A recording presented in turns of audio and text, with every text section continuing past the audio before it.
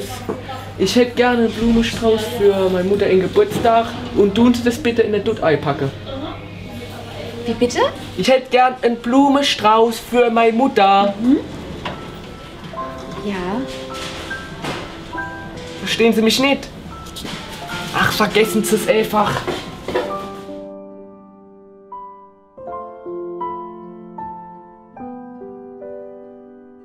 Ich kann einfach kein Hochdeutsch sprechen.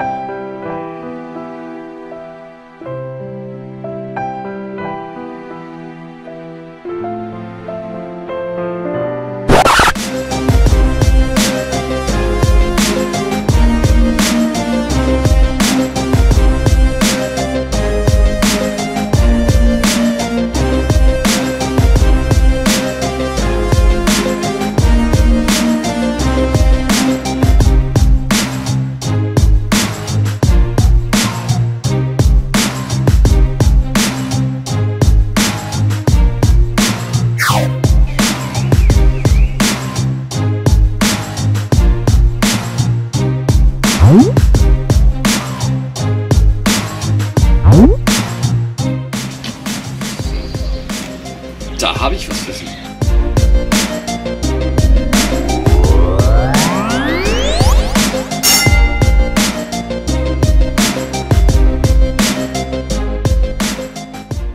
Ich hätte gerne einen wunderschönen Blumenstrauß für den Geburtstag meiner Mutter. Bitte packen Sie ihn in eine Tüte ein. Okay.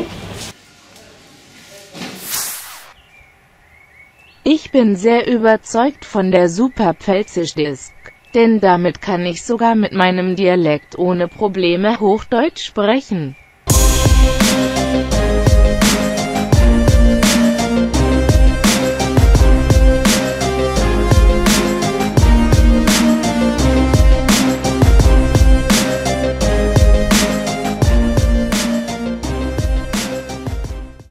Ich hätte gerne ein Brezel. Was hast du gesagt?